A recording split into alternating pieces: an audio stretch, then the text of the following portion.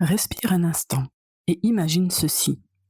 Bien avant les marchés de Noël, les cadeaux, les vitrines illuminées, il y avait une nuit profondément sacrée, une nuit où les peuples anciens se rassemblaient en silence pour célébrer la renaissance de la lumière au cœur du plus grand noir. Cette nuit n'était pas celle du 24 au 25 décembre, elle n'avait rien de chrétien. Elle parlait du soleil, de la terre, des astres, du féminin, de l'invisible et du profondément sacré. Dans cet épisode, je t'emmène explorer ce que Noël a réellement été.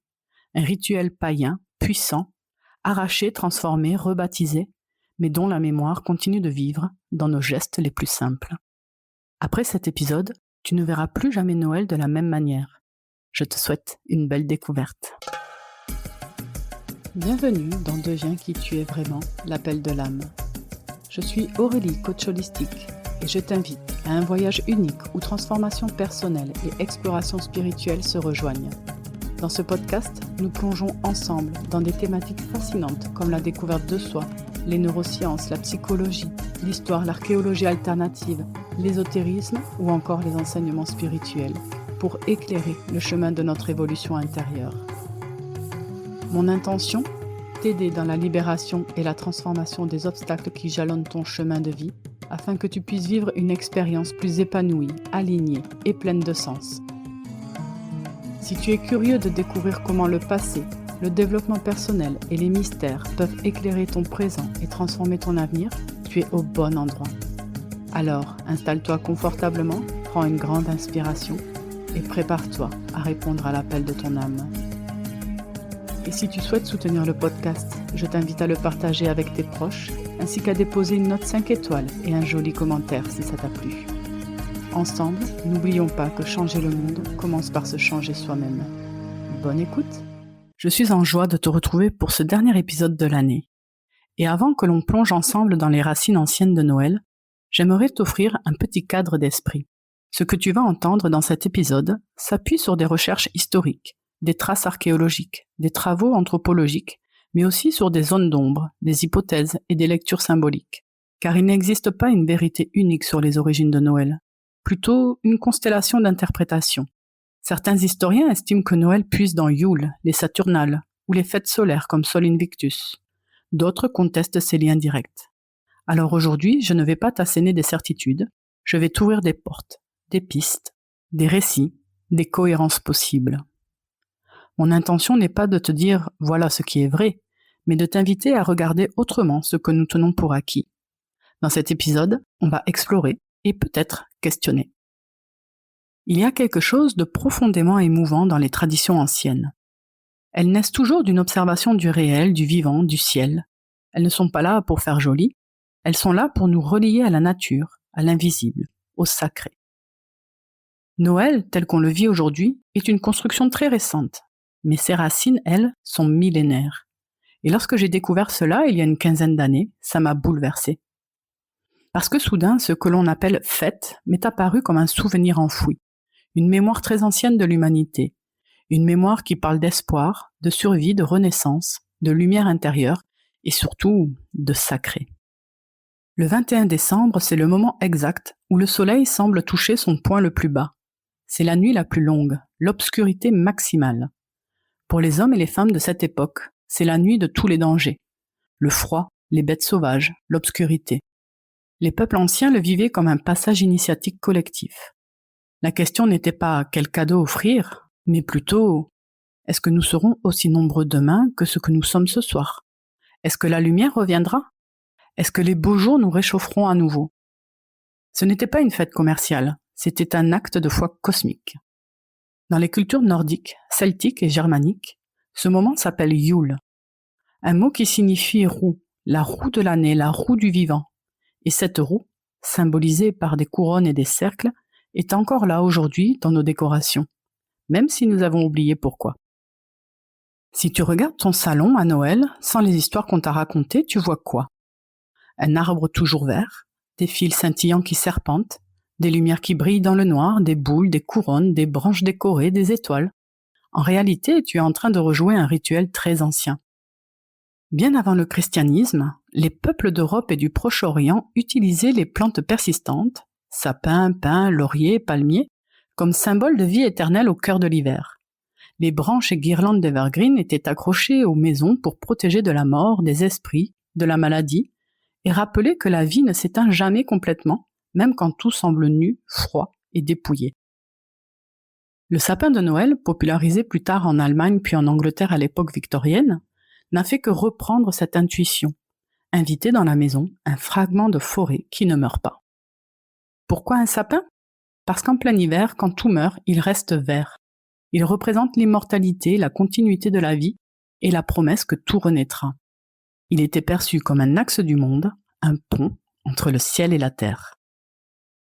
Historiquement, on suspendait aux branches de l'arbre des fruits, des noix, du pain, des rubans, des bougies, à la fois offrande et symbole du soleil, des étoiles et des esprits protecteurs.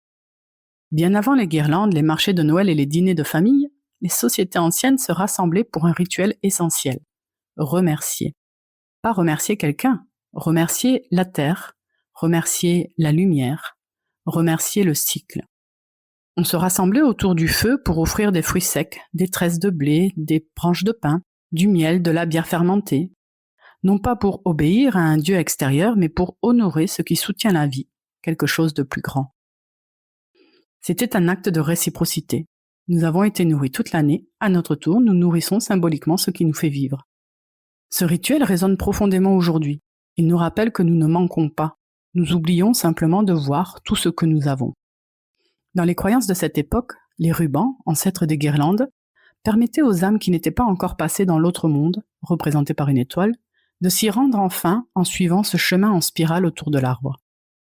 Les guirlandes et les bougies symbolisaient aussi la lumière qui revient, la circulation de l'énergie solaire et les chemins de l'invisible qui reconnectent le monde visible au monde spirituel. On utilisait parfois des rubans rouges pour représenter le sang de la terre-mère, la vie, la chaleur, la fécondité. Les guirlandes modernes, qu'elles soient brillantes ou lumineuses, prolongent cette symbolique. Malgré la nuit, l'énergie circule encore, la lumière circule encore, la vie circule encore. Nous avons gardé les gestes, mais nous avons oublié leur sens. La bûche de Noël, c'est l'un des symboles les plus puissants que nous ayons gardés. À l'origine, ce n'était pas un dessert, c'était un rituel. On choisissait, avec soin, un tronçon massif d'arbre, celui qui brûlerait le plus longtemps. On le décorait pour l'honorer et lui demander grâce, puis on le faisait brûler toute la nuit du solstice d'hiver. Ce feu, au cœur de la nuit la plus longue, représentait la force du soleil, la chaleur vitale qu'on invoque quand tout autour est froid, sombre et incertain. Plus elle brûlait longtemps, plus l'année à venir serait prospère. Les cendres étaient conservées car elles passaient pour protectrices et guérisseuses. Elles servaient à bénir la maison, les animaux, les champs. Et on gardait parfois un fragment de bois pour allumer la bûche de l'année suivante, comme si le feu lui-même était porteur d'une mémoire protectrice. Ce que l'on met aujourd'hui sur la table, c'est littéralement la mémoire comestible d'un des plus anciens rituels païens européens. On ne fait plus brûler la bûche dans l'âtre, on la partage, on la mange, on intègre symboliquement ce feu de renouveau à l'intérieur de nous. Et là encore, sans le savoir, nous rejouons un vieux sortilège. Au moment où l'année meurt, je nourris mon corps et mon âme avec un symbole de chaleur, de puissance solaire pour traverser l'hiver. Quand tu regardes tout ça avec les yeux de l'archéologue classique, tu peux te dire « Ok, ce sont juste des traditions qui ont évolué ». Mais si tu regardes avec les yeux de l'archéologie alternative, tu vois autre chose. Tu vois un fil discret, celui du féminin en lien avec les cycles, le soleil, la lune, la mort et la renaissance. Dans beaucoup de cultures anciennes, les femmes étaient gardiennes du feu, protectrices du foyer, celles qui veillaient sur la lumière durant la nuit la plus longue. Ce sont les femmes qui veillaient sur les naissances, sur les morts, sur les rituels de passage et la connexion avec l'invisible. Elles savaient lire les saisons, les phases de la lune, la course du soleil. Elles allumaient les bougies, préparaient les festins, transmettaient les chants et les histoires. Elles représentaient la terre-mère, la matrice qui couve la lumière nouvelle. Dans certains peuples, on plaçait même une femme au centre du cercle du solstice, non pour l'adorer, mais pour célébrer la capacité du féminin à enfanter la lumière au cœur de l'obscurité. Alors, quand tu contemples un Noël moderne, avec son sapin, ses lumières, ses bûches, ses guirlandes, tu peux aussi y voir la trace voilée de ces femmes de l'ombre, prêtresses du feu, gardiennes du foyer, sages-femmes de la lumière dans la nuit.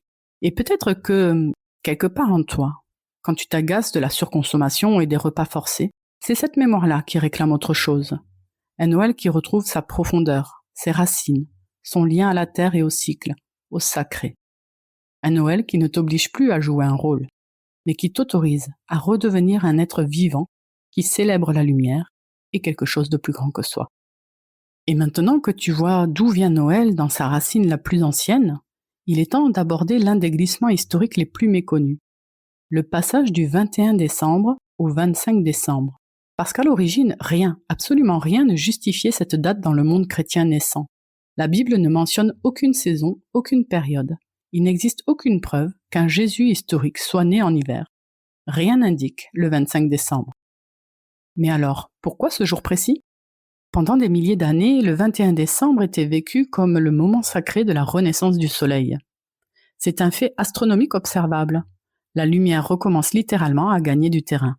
En 380 après Jésus-Christ, par l'édit de Thessalonique, le christianisme est déclaré religion officielle et unique du monde romain. L'Église veut alors convertir l'Europe païenne, dont les populations, elles, continuent à honorer le solstice. Elle continue à célébrer la lumière, les rites du feu, la roue de l'année.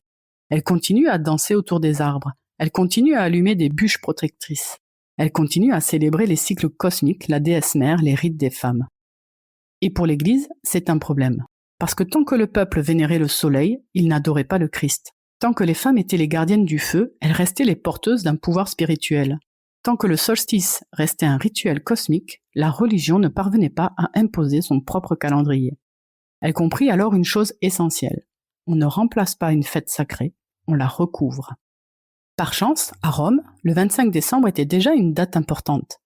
Ce jour marquait la célébration de Sol Invictus, le soleil invaincu. Un culte solaire officiel, puissant, populaire, profondément enraciné. Les Romains célébraient ce qu'ils appelaient Dies Natalis Solis Invicti, la naissance du soleil invaincu. Il n'en fallait pas plus pour que dans les années 350, l'Église déclare officiellement que le Christ serait lui aussi un soleil qui renaît. C'était politiquement parfait, une date déjà célébrée, un peuple habitué, un symbolisme solaire facile à réinterpréter. À partir de là, le 25 décembre devient la naissance du Christ. Non pas parce qu'elle l'a vraiment été, mais parce que cela permettait d'étouffer les anciens cultes solaires. Ce n'est donc pas une coïncidence, c'est une stratégie. Ce qui est fascinant, c'est que l'Église n'a jamais inventé de nouveaux symboles pour Noël. Elle a fait quelque chose de plus subtil et de beaucoup plus puissant. Elle a repris, détourné et rebaptisé les symboles païens existants. Un procédé millénaire que l'on appelle syncrétisme religieux. L'arbre toujours vert, devenu sapin chrétien mais ancien symbole de vie éternelle. Les guirlandes, les fils lumineux, devenus décoration mais ancien chemin des âmes vers la lumière. La bûche brûlée toute la nuit, devenue dessert mais ancien rituel de protection. Les couronnes, les cercles, devenus décors de porte mais ancien symbole de la roue du temps. Chaque symbole a été vidé, puis rempli d'un sens acceptable. Mais le plus grand effacement concerne la figure du féminin sacré. Ce que l'Église ne pouvait accepter, ce n'était pas seulement les rituels, le feu ou les arbres. Ce qu'elle ne pouvait accepter, c'était le rôle central des femmes dans les rites du solstice. Parce que dans ces traditions, ce sont les femmes qui gardaient le feu. Les femmes qui assuraient la continuité symbolique de la lumière. Les femmes qui veillaient les morts. Les femmes qui accueillaient la renaissance du soleil. Les femmes qui incarnaient la terre-mère. Les femmes qui connaissaient les plantes protectrices. Les femmes qui guidaient les rituels. Les femmes qui connectaient au divin. Autrement dit, au centre du solstice, il y avait le féminin et non pas un dieu masculin. Pas un prophète, pas une figure d'autorité. Un cycle, un ventre symbolique, une matrice cosmique. Alors, pour asseoir son pouvoir, l'Église a dû déplacer, déraciner, reconfigurer le sens. Comment ? En remplaçant la femme cosmique par une figure féminine acceptable, docile, désexualisée, Marie. Non pas la femme initiée, mais la femme pure, effacée, silencieuse. Là où les anciennes femmes du solstice portaient la lumière, Marie devint celle qui porte la lumière, l'enfant divin, mais sans pouvoir personnel. Là où le féminin était sacré, il devient symbolique, puis invisible, puis interdit. Et avec le temps, tout ce qui était féminin dans les rites païens a été soit rebaptisé, soit interdit, soit marginalisé. Et pourtant, il suffit d'allumer une bougie, d'accrocher une guirlande, de regarder un sapin, pour sentir que le féminin sacré n'a jamais disparu. Moi, c'est ce que j'ai ressenti, comme une mémoire oubliée qui se réveillait enfin. Le féminin sacré a été recouvert, mais il respire encore sous la surface. Si on quitte un instant nos salons surchargés de décorations pour aller marcher dans les paysages anciens de l'Europe, on découvre autre chose. On découvre des pierres qui se souviennent, des lieux construits pour la lumière, avec la lumière, autour de la lumière. Quand tu vas en Irlande, à Newgrange, tu entres dans un tumulus vieux de plus de 5000 ans. Un tombeau, officiellement, une chambre funéraire.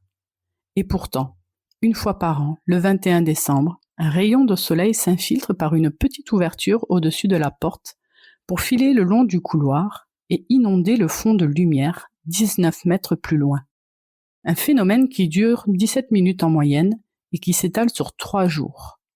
Il s'agit du seul moment de l'année où cela se produit. Ce n'est pas un hasard politique, c'est un alignement astronomique minutieux, pensé, calculé, construit par des humains qui vivaient il y a plus de 50 siècles. Ils n'avaient ni guirlande ni Père Noël, mais ils avaient déjà compris que la nuit la plus longue était un portail. Ils ont bâti une architecture entière pour honorer ce moment précis où la lumière revient. Même chose à Stonehenge, en Angleterre.